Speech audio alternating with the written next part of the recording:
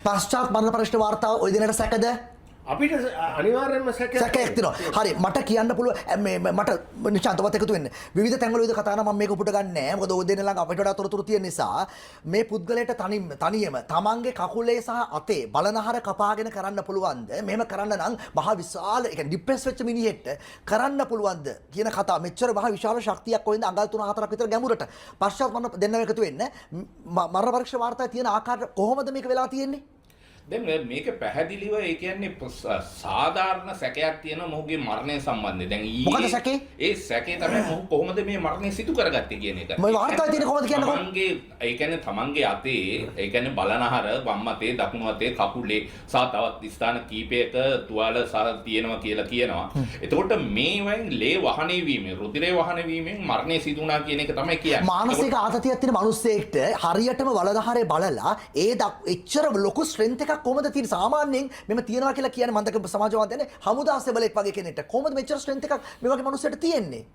දැන් පැහැදිලිව මෙතන තියෙන ප්‍රශ්නේ මේ තරම් මානසික පීඩනයකට ලක් වෙලා හිටපු ආතතියෙන් හිටපු මිනිසෙකුට මේ වගේ දෙයක් කරගන්න ඒ කියන්නේ පුළුවන්ද කියන ප්‍රශ්නේ. ඒ කියන්නේ ඔහු ඒ කියන්නේ ඒකත් එක්ක ශාරීරික වශයෙන් යම්කිසි විදිහට ડિප්‍රෙෂන් තත්ත්වයේ ඉන්න කෙනෙක් ශාරීරික වශයෙන් දුර්වල වෙනවා මානසික වශයෙන් දුර්වල වෙනවා. ඒතකොට ඒ වගේ කෙනෙකුට මේ වගේ දෙයක් කරගන්න පුළුවන්ද කියන ප්‍රශ්නය අපි ඉදිරියේ තියෙනවා. ඉතින් ඒක තමයි අපි මේ සැකේ මතු කරන්නේ. දැන් මේක මෙහෙමයි දැන් අපි සාමාන්‍ය නීති එය පැත්තෙන් ගත්තොත් දැන් මේකේ ෆීල් නෝට්ස් කියලා තියෙනවානේ. ඒ දැන් ඔබ අහපු ප්‍රශ්නෙට පළවෙනි ප්‍රශ්නේ මෙහෙම සිදු කරගත්තේ හිටගෙනද වාඩි වෙලාද බිම දිගා වෙලාද කියන ප්‍රශ්නේ. එතකොට ඊළඟ ප්‍රශ්නයක් එනවා මේකේ ඉස්සෙල්ලා කපාගත්තේ අතද කකුලද? කකුල කපාගෙන එහෙම නැත්නම් කකුල් දෙක කපාගෙනට පස්සේ අත කපුවද? පණ තිබුණාද අත කපා ගන්න. යනාදි වගේ ප්‍රශ්න තියෙනවානේ. ඒක निराකරණය කරගන්න වෙන්නේ පොලිස් ෆීල් නෝට්ස් වලින්. මේ ශරීරය කොහොමද තිබුණේ ඔක්කොම කියන. ඊළඟට කොරෝනා වරයන් පරීක්ෂණය කරනවා. දැන් මේ සම්බන්ධයෙන් අපිට දැනගන්න තියෙන තොරතුරු අනුව කොරෝනා වරයාට හදිසි මරණ පරීක්ෂණය නිසි ආකාරව කරන්න ලැබිලා නැහැ. ඇයි ඒක ඊට පස්සේ පොලිසිය විසින් මහේස්ත්‍රාත්වරයාට ලබා දීලා තියෙනවා. නමුත් අපරාධ නඩු විධාන සංග්‍රහය ඉතා පැහැදිලිව කියලා තියෙනවා. කොරෝනා වාර්තාවෙන් පස්සේ තමයි මහේස්ත්‍රාත්වරයාට යොමු වෙන්නේ. ඒ කරන්නට මේ වාර්තාව පරීක්ෂණ කරන්න දීලා නැහැ. ගන්න විදිහට ඒ පරීක්ෂණය අසම්පූර්ණයි. ඒක පොලිසිය බාධා කරලා. ඒක අපි දන්නේ අසම්පූර්ණ බව විතරක් මම කියනවා.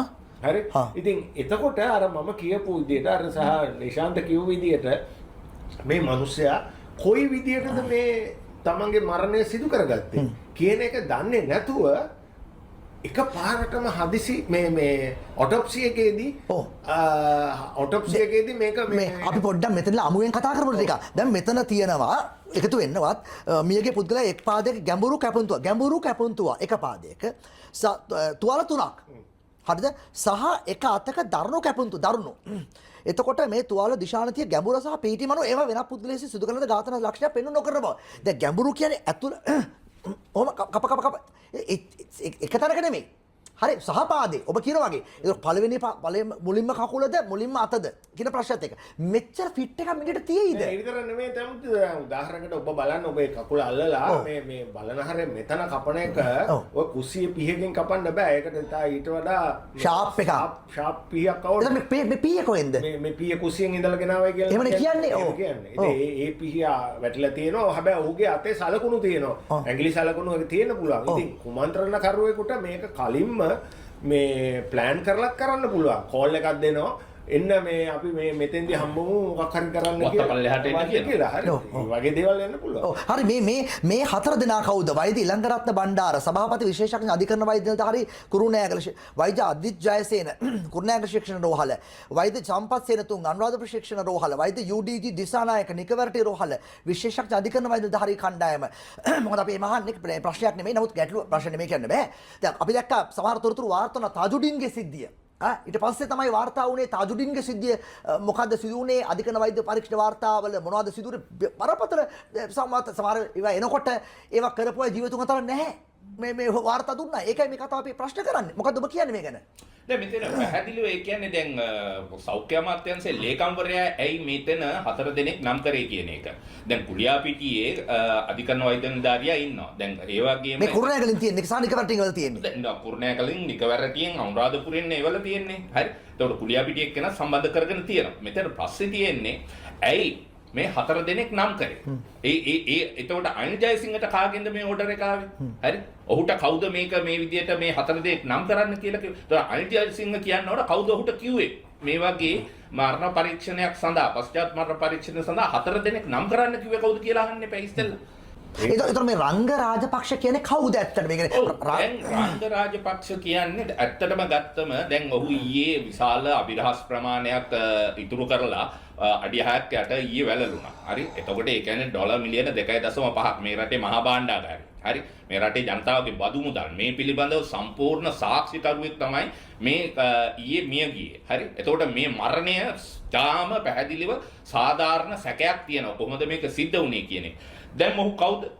මොහුගේ නම අබේසිංහ මුදියන්සලාගේ රංග නිශාන්ත රාජපක්ෂ.